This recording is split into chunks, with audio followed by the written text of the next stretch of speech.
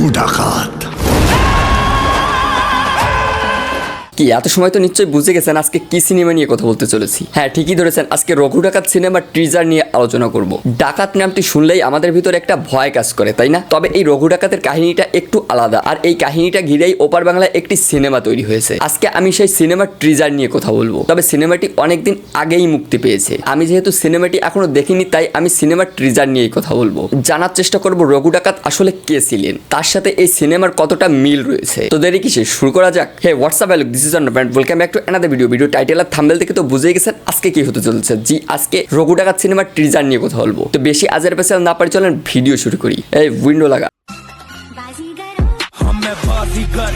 सबसे अलग सबसे असली डिफरेंट कैलिबर हमसे मस्ती सीधा पप्पी तेरे आंसू पर।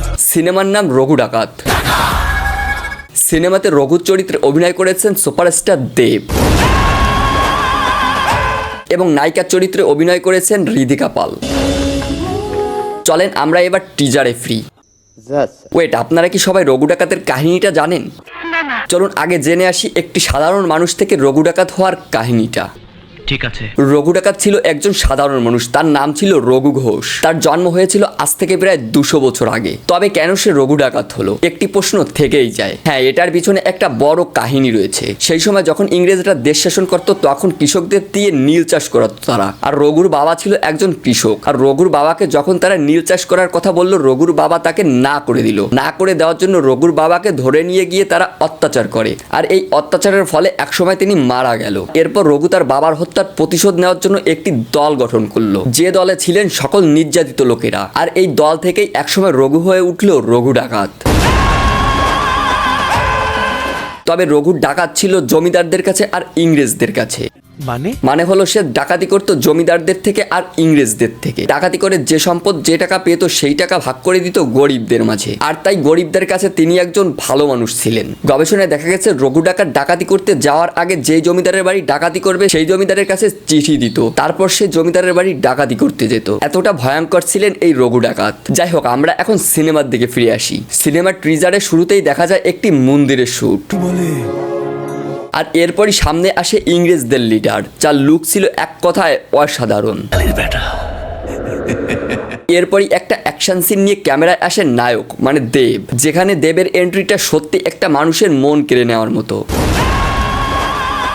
এরপর ক্যামেরায় আসে দুর্লভ রায়।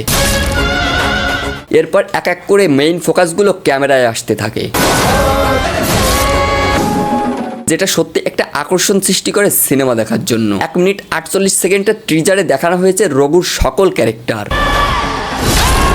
কখনো সে ডাকাত সেজে জমিদার ইংরেজদের সামনে রঘুর থাবা পড়বে, আবার কখনো সে ভালো মানুষ সেজে গরিব মানুষের সামনে। এই টিজারে দেখানো হয়েছে গরিবদের পর নির্যাতনের সিন, যেটা একটি আকর্ষণ রেখে যায় সিনেমাটি দেখার জন্য। এবার বলি লুক নিয়ে। সিনেমাতে দেবকে দেখে সত্যি রঘু ডাকাত বলেই মনে হয়েছে। ক্যারেক্টারের সাথে মানিয়েছে যেমন চুল তেমন দাড়ি।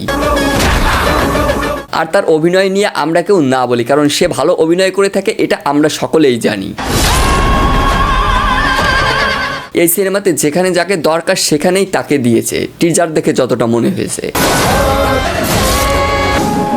যার জন্য সিনেমাটা আশা করা যায় সুন্দর হবে। এবার বলি কাহিনীর সাথে সিনেমার কতটা মিল পাওয়া যায়। রঘু ডাকাত কাহিনীর সাথে সিনেমার ভালোই মিল রয়েছে, এটা আমার মনে হয়েছে। কারণ 1 মিনিট 48 সেকেন্ডের টিজারে যতটা দেখেছি এখানেই ভালোই মিল পাওয়া যাচ্ছে। তার মানে সিনেমাটা পুরোপুরি দেখানো হয়েছে। তাই এটা ভেবে নেওয়াই যায় কাহিনীর সাথে সিনেমার অনেকটাই মিল থাকবে।